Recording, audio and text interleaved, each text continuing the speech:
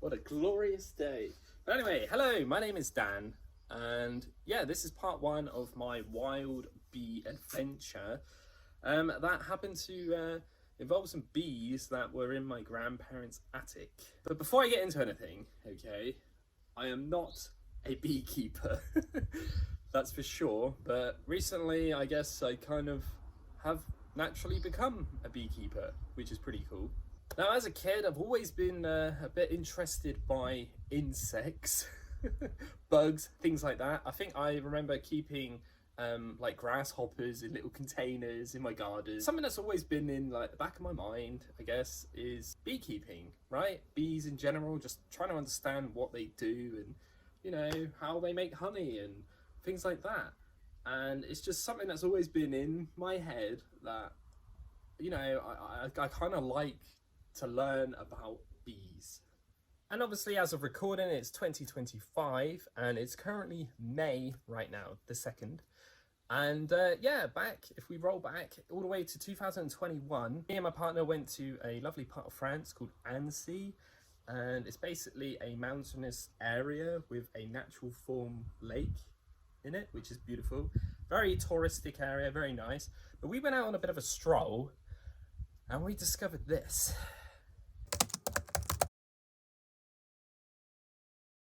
Bees. I'm not going to go too close, but there's quite a lot there, look. See them? Yoo-hoo! And then that random thing in the back of my mind saying I want to look into bees again, boom, it sprang back at me. And yeah, it was something, you know, just like, I looked at them and I just thought, wow, I could do this, I think. I really could. One day, at least. And roll on a couple years later, obviously life happened, our daughter was born, and, you know, it kind of faded away. But then magically, one day, we went to our grandparents' house to get the traditional May, June kind of time of getting free raspberries and free strawberries from the garden, because they just randomly grow there. We always take them and make jam and compots and things with them, which is nice. But then I spotted this.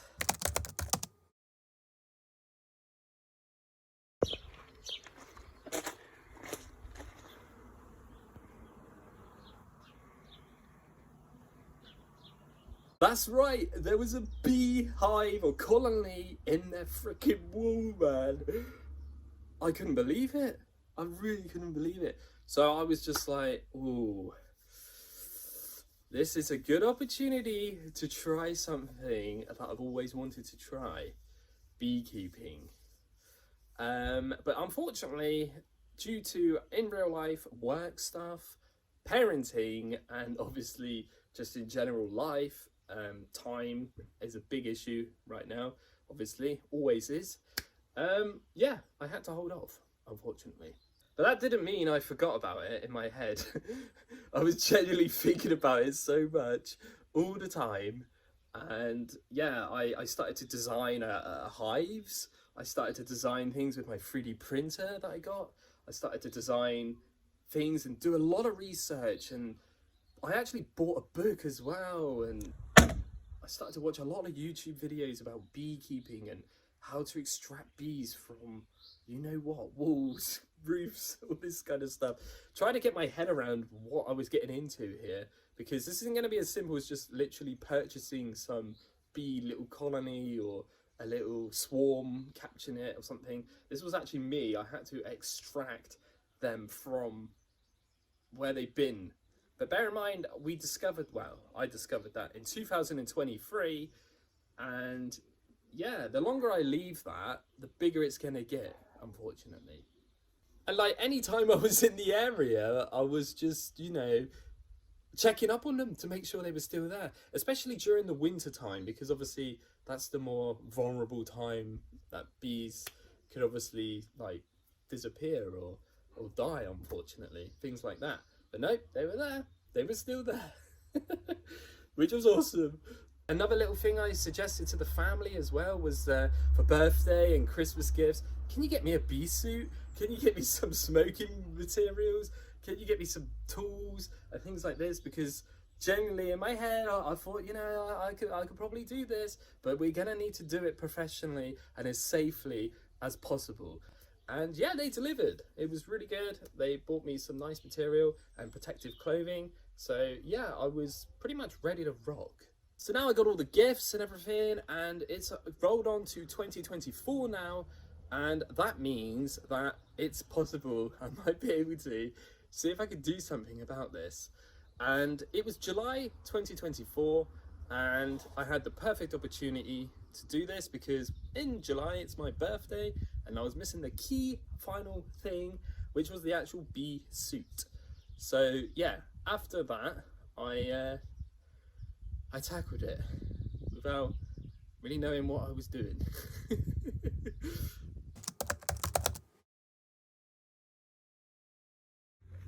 The bees are here. It smells like honey a lot. And then that hole. I need to come back with a cutter. Cut the wood, I think. And yes, I discovered that they were in fact not in the wall, they were in the attic. Actually made it through the wall and kind of built it on top of where they do washing, and their washing machine is their utility room, if you like, is in their house. So yeah, they were literally like thousands upon thousands of bees, literally where they were washing their clothes, which is quite cool.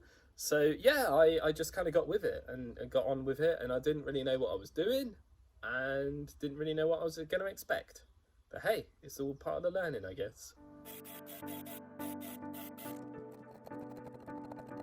Just cut a bit of a hole here using my drill and this. I think I'm going to cut along here and this line here, and we'll do the same thing here, I think. You can hear them.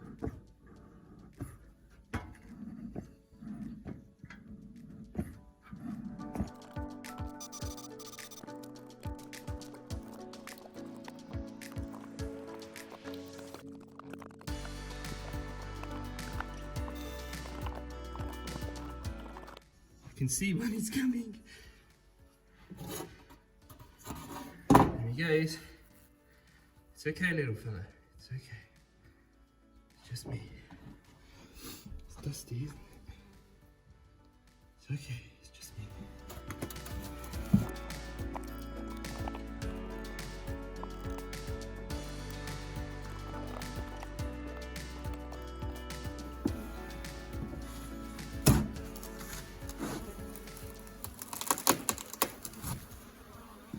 It's a lot now. Calm down, guys. Calm down.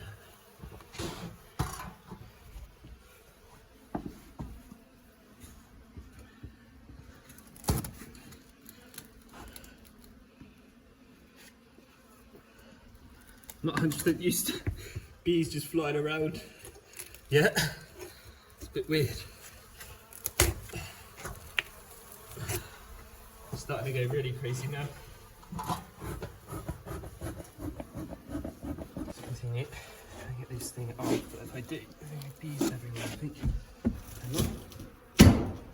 Okay, we have officially lifted up the lid. So it's the moment of truth.